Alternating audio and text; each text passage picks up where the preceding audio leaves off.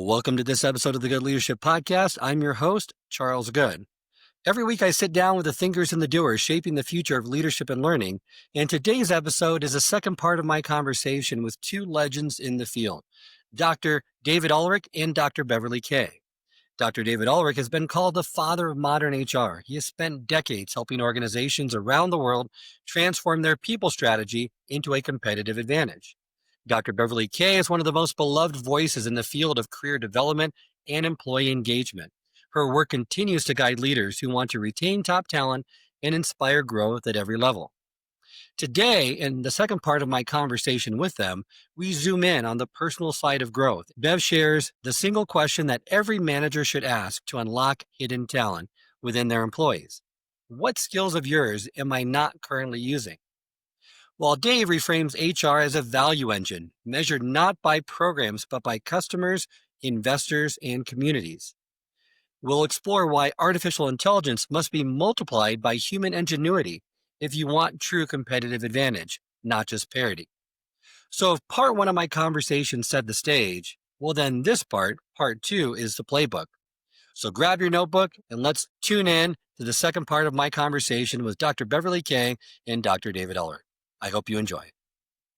Welcome to the Good Leadership Podcast, where we explore the stories, strategies, and insights of thought leaders who inspire us to think differently and lead better. Through candid conversations and expert perspectives, we dive into the challenges, breakthroughs, and practical lessons that shape exceptional leadership. I was in New York City at a big bank talking to executives about career development, and one said, Beverly, let me be honest. Our people are so busy. They're not going to ask a variety of questions. If you give me one question that everybody could ask that you think would be the best, what would it be? And what came to mind was ask the question, what of your skills am I not using? What of your skills do you have that I have no idea that you have? That one question. That's it. And I made them go around the table and answer that. Executives. One person said, I speak fluent Hebrew, or I speak French, or I do this or that. But it gets the conversation to another place. What skills of yours am I not using? Love that. That's so helpful. So anyway, Charles, I love the career discussion. I bet you've had a personalized career. I have to ask, have you ever taken kind of a time out and just gone horizontal instead of vertical? Teach us if you're willing to share. I've been in different careers, finance, healthcare, publishing, and in the publishing industry, taking a lateral move for the first 3 or 4 years and doing different job roles within the publishing company really helped me learn the business a whole lot better than taking a more senior level role. And it really earned the respect of the people there as well. Instead of just thinking that I'm just someone that just wants to continually move up, I was genuinely interested in learning how the business ran, learning the industry better, and the impact each role had in developing this product.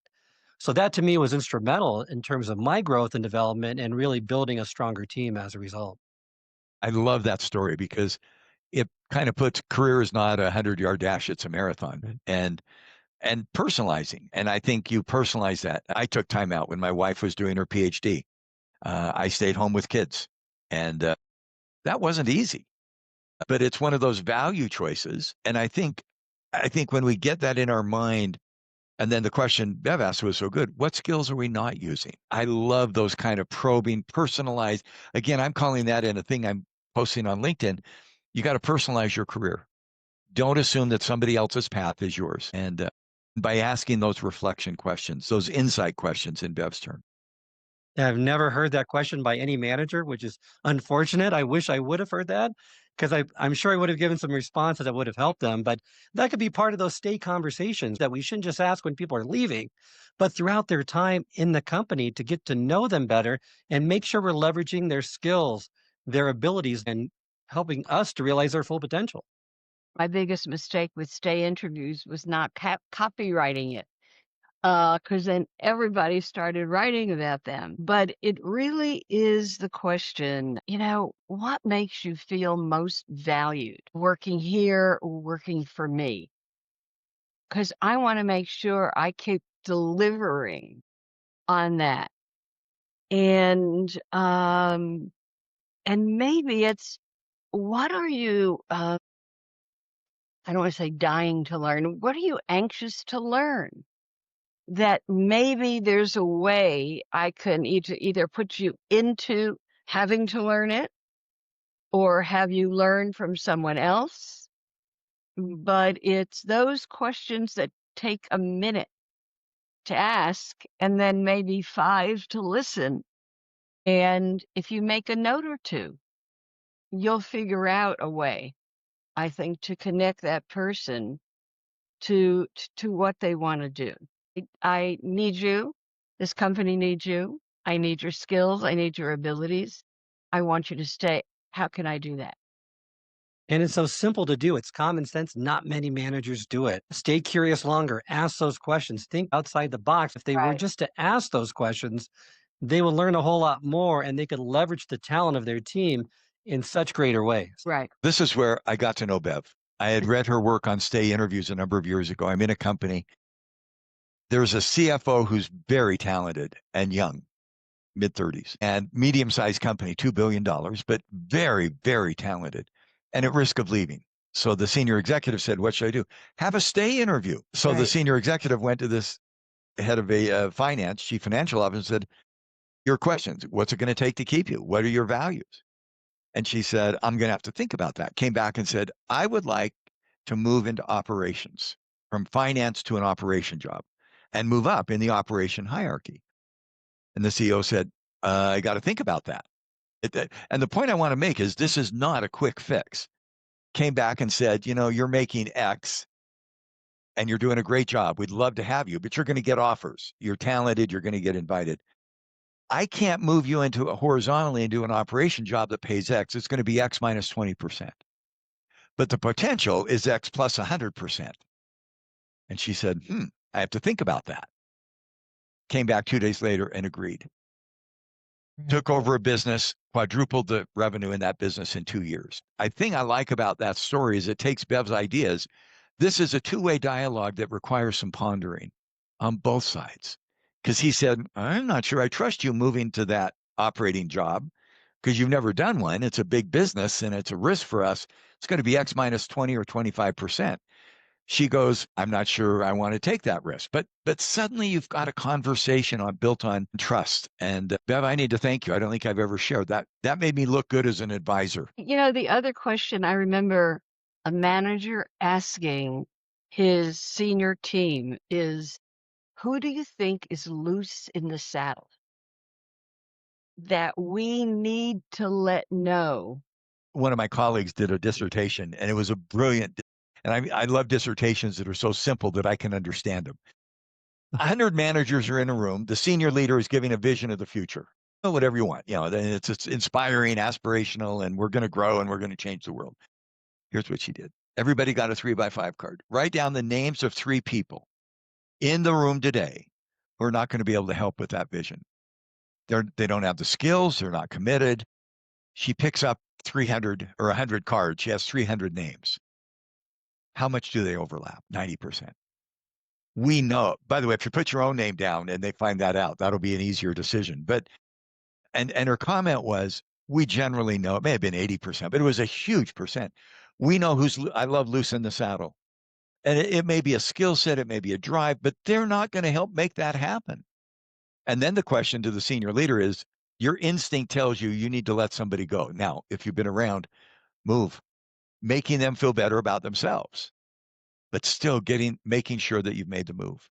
I have found, and Charles, you've done enough sessions in Bev, when people say, if I had to do this transformation over again, I'd move quicker. That's very common. What would you move quicker on? Changing out people. I knew going in that the person, for whatever reason, didn't have the skills or the dedication to make this happen. I waited too long. I find that happens a lot. Now you got to do it with grace, with justice. Bev and I did an article on how do you help people elegant exits, I think was the post, Bev. It was such a privilege to work with you. How do you make that an elegant exit so the person feels better about themselves? But we've got to move to make that happen. Step it up, make the call. Sometimes those leaders go to HR and say, HR, would you help me? And the answer is, yeah, I'll help you by not doing it. Because if I step in and move somebody out that needs to be moved out, you're going to lose credibility. I'm going to coach you. I'm going to role play with you. I'm going to do everything I can, but you've got to step up to that. What you get if you do an elegant exit, you might get a respectful return.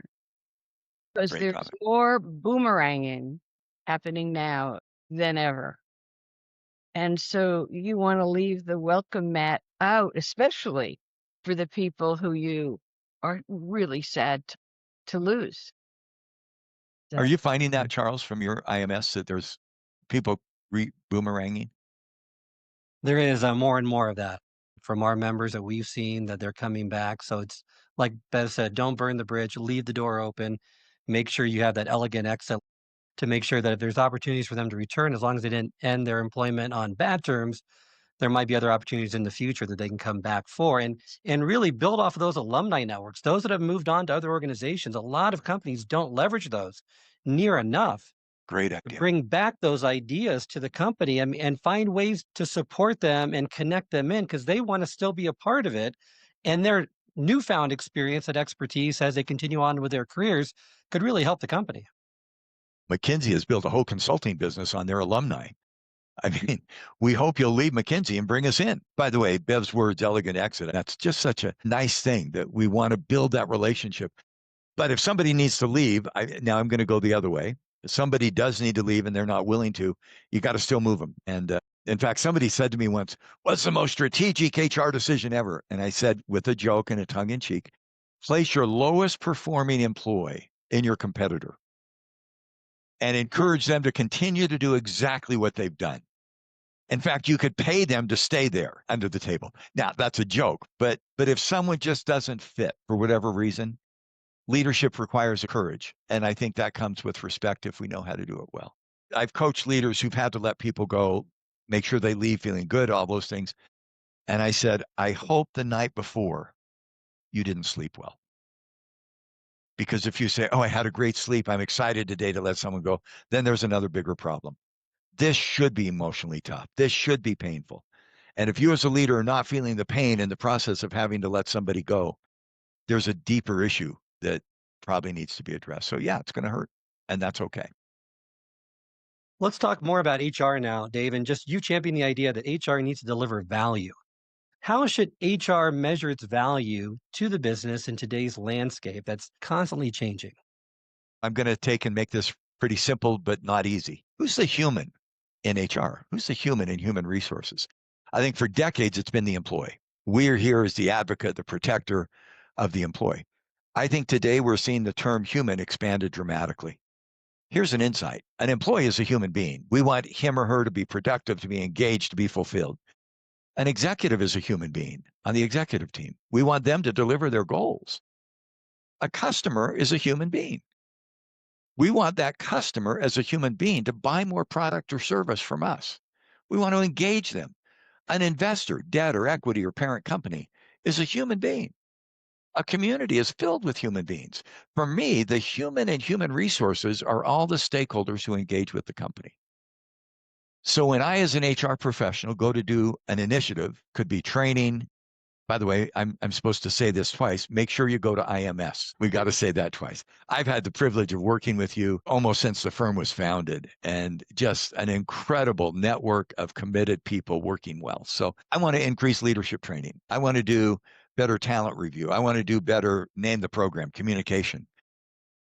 I think a mistake HR people make is they talk about their program, not about the value it creates. I'm not here to create a program. I'm here to get a customer to buy more product. I'm here to get an investor to give us a premium for a price for our lower debt capital. I'm here to get a reputation in the community. I'm here to deliver our strategy. And then to say, and this is the HR initiative. could be staffing, training, compensation, that I believe will help us as an executive team or you as a CEO reach your goals. That mindset shift is powerful. I just did a session. It was really fun. I often say when I get to teach, what's the biggest, to HR people, what's the biggest challenge in your job today? Not naming a person. We don't want you to name a person. That would be tacky. I'm trying to get skills. I'm trying to change the culture. I'm trying to manage hybrid work. Oh, we forgot number one. I'm trying to implement AI. Guess what? That's not your job. What's your job? Your job is to help get customers to buy more product, investors to give you a premium, lower cost of capital, to get communities to have a higher respect, to deliver and realize your strategy. And if you start with that assumption, then you can say, because of. So my compensation, my training is designed to make those things happen. That's the mindset shift that I think is an HR inflection point. The human and human resources are the stakeholders, not the activities. That's such a great insight there because it turns HR from a support function into a true competitive advantage when they identify the problems that they're solving for and the benefits to the stakeholders, to the customers, versus just having another training program, another HR initiative just for the sake of it. HR, though, also needs to be part of the strategy and innovation. In what ways can HR further leverage its competitive advantage to really show value to the business? I'm going to push an assumption. We often start with business financials, revenue, cost, profitability, ROI, EBITDA. And then we say HR drives those financials. That's been our logic for decades. Here's an insight. Financials are a lag indicator. Financials for last quarter, last 6 months. Here's our revenue profit from last year. In theory, what HR has been doing for decades is I can use HR to predict what we accomplished last year financially. Well, that doesn't interest me. So I got to begin to say, where do those financials come from? And it's not complicated. My revenue comes from a customer buying a product. My profitability comes from an investor having a lower cost of capital. What I propose to HR is don't link HR to last year's financials. Link HR to stakeholders.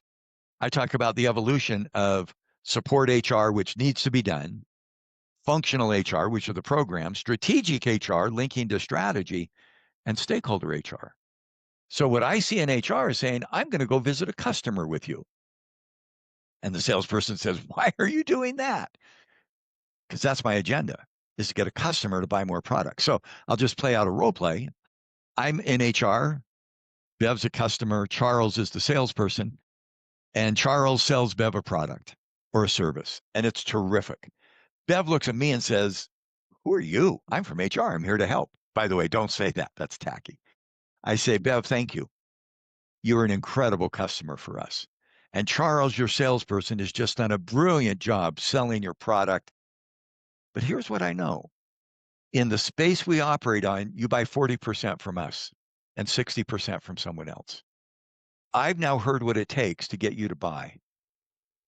Your values, your buying criteria, your net promoter score. I'm going to go back and look at who we hire, how we train, how we pay, how we organize, how we get things done so that we meet those needs you've just expressed. And here's the payback. This year we have 40% of what you buy from us. Next year I want it to be 60. And the year after that, 70. I'm here to get more revenue from you because of what we do in HR. And the salesperson's looking at me going, who gets the commission? And I go, Charles, the salesperson gets the commission. I don't want to belittle that, but notice that metaphor. And I say, we sold you a product or a service. I'm going to build with you a long-term relationship. And our HR systems will institutionalize that relationship. I get so excited about that. That is a new HR agenda. It's not just saying, tell me the strategy, I'll go make it happen. It's saying, look through the strategy as if it's a window to the outside customer, the investor. I will do stakeholder HR that moves us forward. Okay, you got my pitch. I feel so strongly about that it changes, I think, the world of HR. Not just we're part of the business, we are helping drive business as a partner with the business team. I don't know of many companies that actually do it that way, but that is so much more effective and has such greater impact if they look at HR that way than in the traditional way. And that could be one of the big transformations that hopefully will happen in the function of HR over the next few years. Let me talk about those 4 stages. Support HR, the administrative work, the foundational work. A lot of that's going to be done by AI. We have AI, Gen AI, and we have agents. They're going to be able to do that. The HR practices, agentic AI is going to be more efficient. They're going to help drive that efficiency. That may be a lower headcount. But that's not where the real value of AI is. AI will drive strategic and stakeholder value. It will give us information that we wouldn't have otherwise have. And it cannot happen without the human ingenuity. I've been saying talent in the future of a company is AI times HI. AI, artificial time, human ingenuity. Here's why. AI is brilliant at getting to parity, equal. Company I'm with, I think the stories may help. They have 40 manufacturing plants around the world. They wanted to know, what are the skills of a plant manager? They put in the prompt, they got it back. Here's the 7 skills. And they said, good, we're going to go hire, train, and develop it, pay against it. And I said, stop. How many of your competitors have done the same prompt?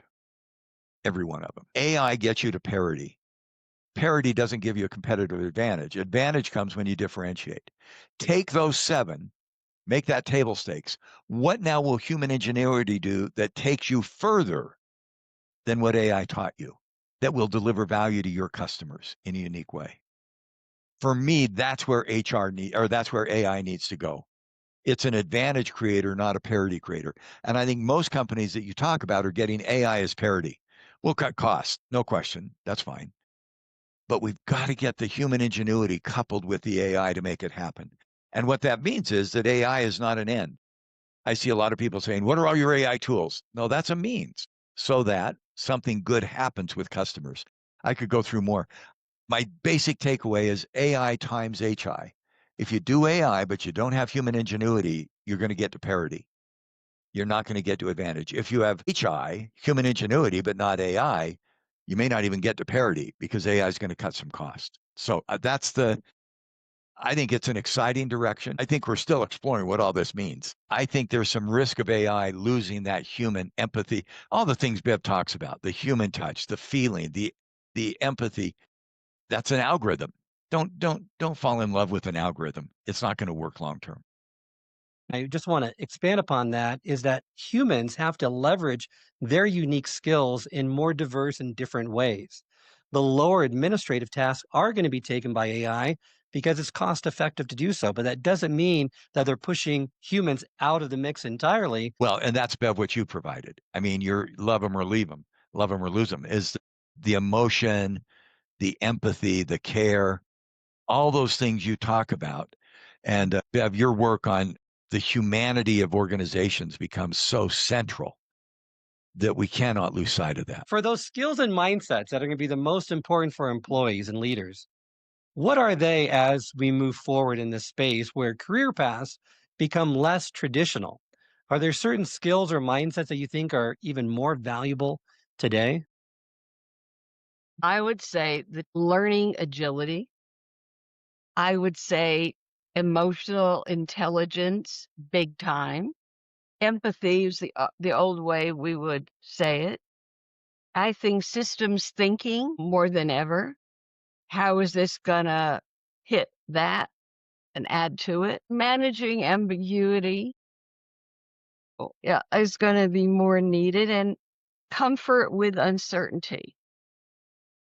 So those came to mind in unpacking an experience to see what learning there was. I love the T.S. Eliot line that says, the sad thing is to have the experience and miss the meaning. And I think we rush to the next experience. Learning agility, no question. All the research shows it. Mental health, emotional well-being, taking time out if you need it. I love to ask people as leaders, what are you doing to take care of yourself? It'd be fun, Charles, to ask you, and I don't know you personally that well, but what are you doing to take care of yourself? For me, it was Seinfeld. I would watch 2 episodes of Seinfeld, and I just go, that's so cool. Now, I mean, is it exercise? Is it sports? Is it religion? It doesn't have to be profound. The takeaway I have, and Bev, I'll ask you, in a world of uncertainty that we can't control, what am I certain about? I actually have found that to be a very, very helpful question because it gets back into the core values. When COVID happened, I'd been traveling crazy 150, 200 flights a year, no travel. What am I going to do? And then I started saying, so what am I certain about? And Bev, I'm going to ask you in just 20 seconds. What am I certain about? For me, it was a commitment to learn. I don't care what happens. I know I will learn. And for me, it's a commitment to help others learn. That was helpful for me. That may come from a podcast, Charles, with you. It may come from teaching a class of students at a university. It may come from hanging out with people I don't normally hang out with. I think it's really helpful to say, so what am I certain about? Bev, in this incredibly chaotic world, moving, changing, turbulent, what are you certain about? That I'll get to the other side, that I have in the past, I will again. You just gave me goosebumps. That certainty will trump uncertainty.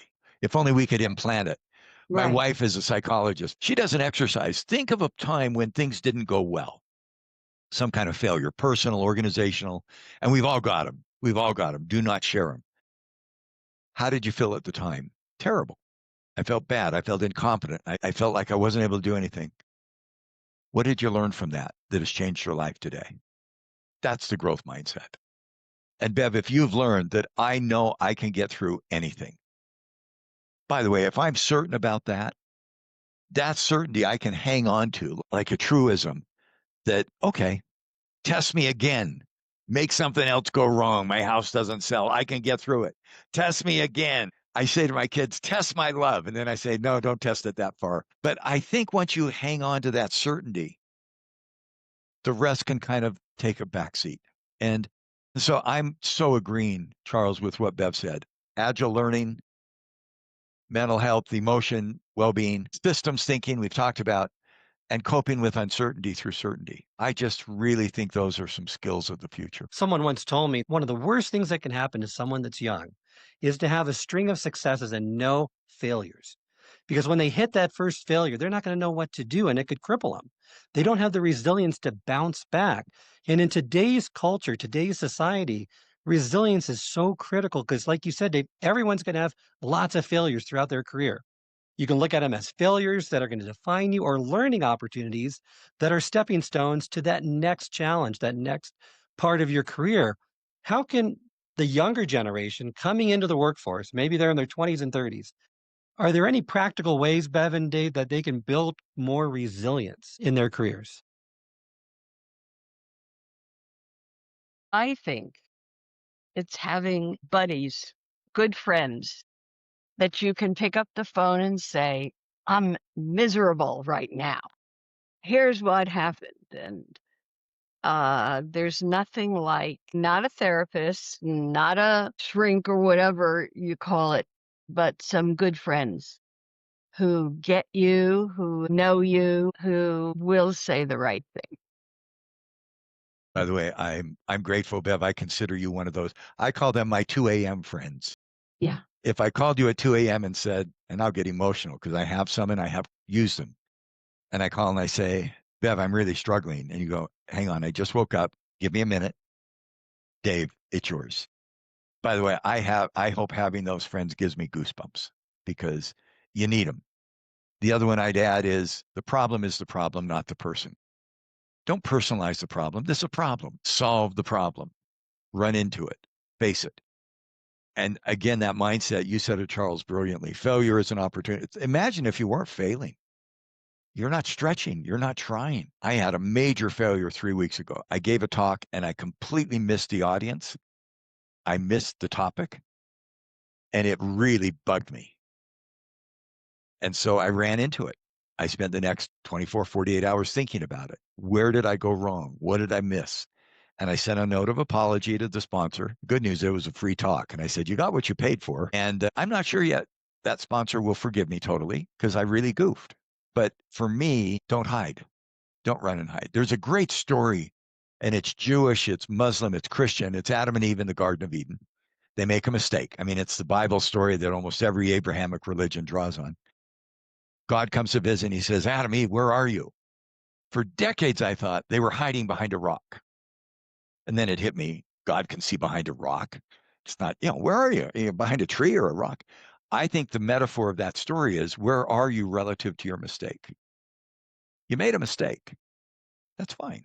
Are you going to run and hide? You're going to disappear? Or are you going to face it and say, I made a mistake and I'm going to learn in progress? I think that metaphor is rooted in that ancient story that applies to all Abrahamic religions. All right, where am I relative to the mistakes I've made? That's a great reframe. I love that. If you could offer a single piece of advice to the next generation of leaders and HR professionals, what would that be? I'll start with you, Bev. I would say what you think and mean what you say, and say it over and over. You have some profound insights, Bev, that just come to mind. I just want to congratulate you on that, because that was deep when I put you on the spot there. So well done. Dave? Mine would be where I end every discussion in coaching. Take care of yourself. Take care of yourself physically, emotionally, socially, spiritually. Take care of yourself so that you can then care for others. Well, thank you both for joining me today. It's been such an enlightened conversation. So thankful to be sharing the stage with you and learning from you. Remind our listeners who want to keep learning from you how they should follow you or where they can connect with you. I decided 3 or 4 years ago to go on LinkedIn. I find it delightful. I spend 10 to 15 hours a week there. All those comments are not, they're me. They're typos, they're bad sentences, they're misspellings. AI wouldn't make those mistakes. Join me on LinkedIn and learn together. The old-fashioned girl in me loves hearing from people through email. I hope this episode has provided you with valuable insights. If it has, I ask you to share it with someone who would also benefit from it. If you've been enjoying and gaining knowledge from this podcast, then subscribe to our YouTube channel, where you can find all the previous episodes of the podcast and additional learning resources. You can also subscribe to the podcast on Apple or Spotify and leave up to a 5-star review.